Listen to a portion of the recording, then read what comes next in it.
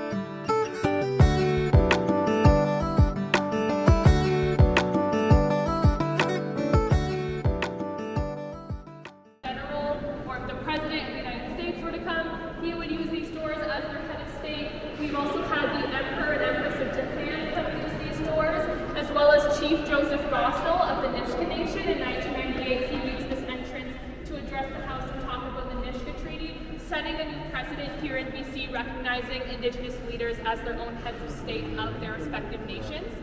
And so there's 44 steps all the way to the bottom, and if you look out there, there's a statue, and that is Queen Victoria.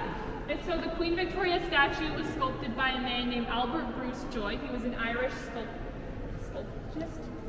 artist, we'll go with that word, artist. And so slowly ever been.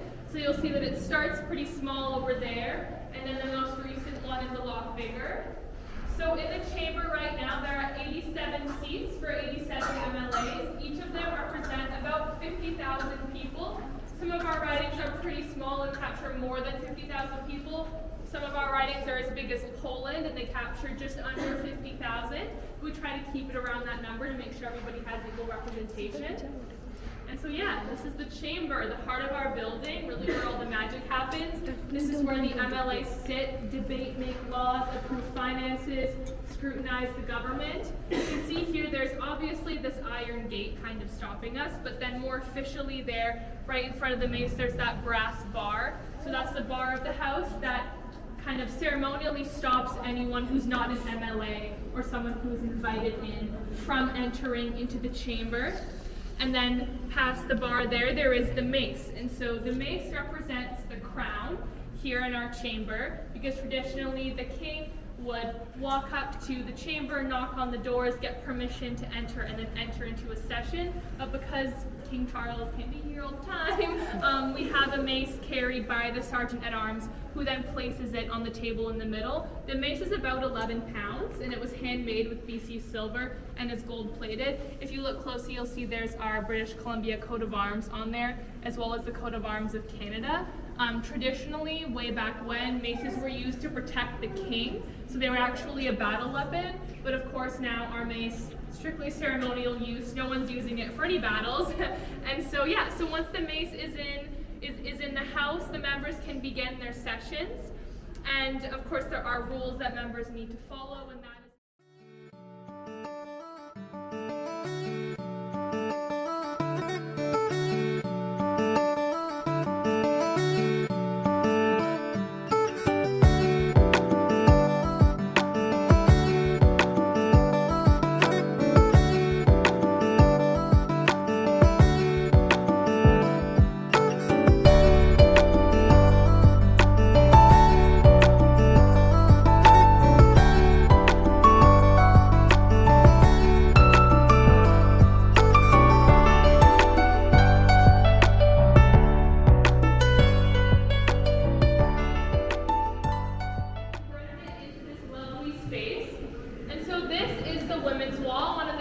parts of the Hall of Honor. This was put up in 2017 to celebrate 100 years of some women getting the right to vote here in BC. So women that were British subjects earned the right to vote in 1917 through a public referendum. They tried again to propose legislation that would allow them the right to vote. They did it 16 times before eventually they just turned to a referendum because the government just kept saying no back in that time. And so once they earned the right to vote there, Mary Ellen Smith became elected. She was the first woman elected to the Legislative Assembly. She described her time there in her words, not mine, being in a sea of mustaches. And so that is Mary Ellen Smith's take on being the only woman. Now it is important, of course, to remember that it wasn't until 1952 that everyone earned the right to vote here in BC. So anyone from all religious groups and ethnic groups earned the right to vote. Some other really notable women on this wall is Rosemary Brown. She was the first Black woman elected as an MLA, and she won both the Order of Canada and the Order of BC here, so she's very, very accomplished.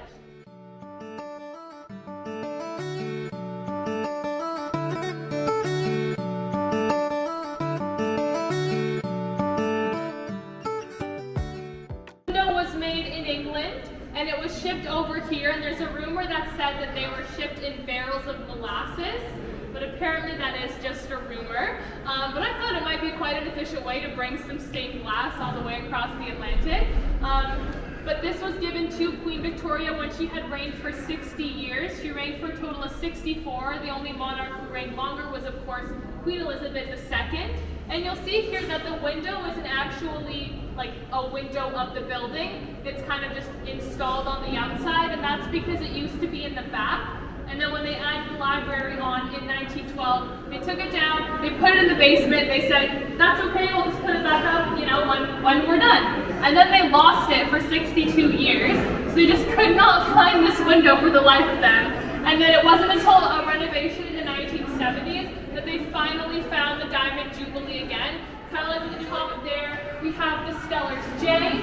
So that was adopted in 1987. And in First Nations traditions, the Stellar's jay is actually quite an arrogant bird. He like steals from other birds. He's not very nice, but he has a very harsh call.